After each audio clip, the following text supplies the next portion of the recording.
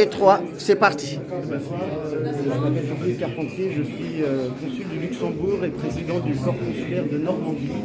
Et ce qui motive ma présence ce soir, c'est que je suis venu à l'invitation de Marcelin Mouzéo pour parler et voir l'importance de Brazzaville, qui est une capitale oubliée et qui a pourtant pour la France, le pays où j'habite tous les jours, une importance fondamentale, notamment pendant la Deuxième Guerre mondiale, en 1944, avec le général de Gaulle.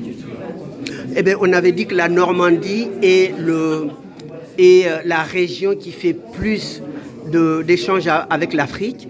Et donc aujourd'hui, qu'est-ce que la Normandie souhaite faire pour le Congo, en effet?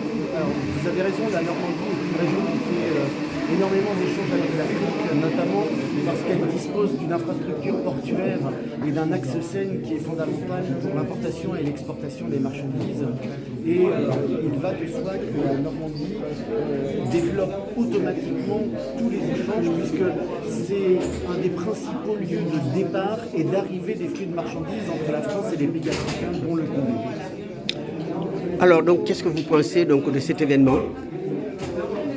Je crois que la seule chose que je peux dire, c'est que c'est un événement particulièrement enthousiasmant et que je crois que d'inscrire le Congo dans une histoire, dans une tradition, et ce que j'ai dit tout à l'heure quand j'ai prononcé un discours, inscrire le Congo dans une histoire, dans une tradition qui en même temps va irriguer l'avenir, eh bien c'est fondamental. Et si je peux insister sur un point qui m'apparaît fondamental pour le Congo, c'est celui sur lequel j'ai insisté.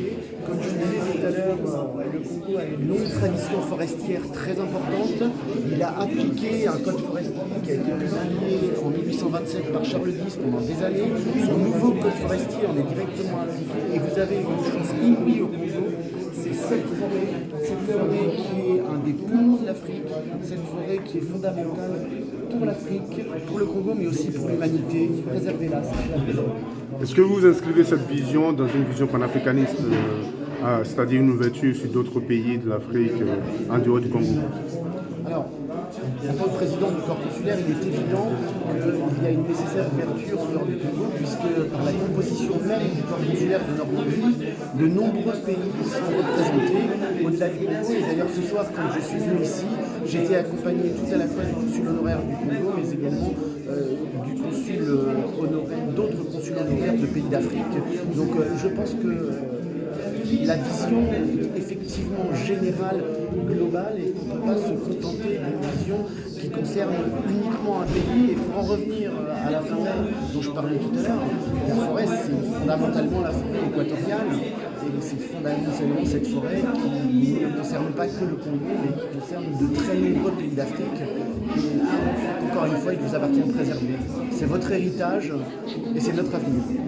Merci beaucoup. Merci beaucoup.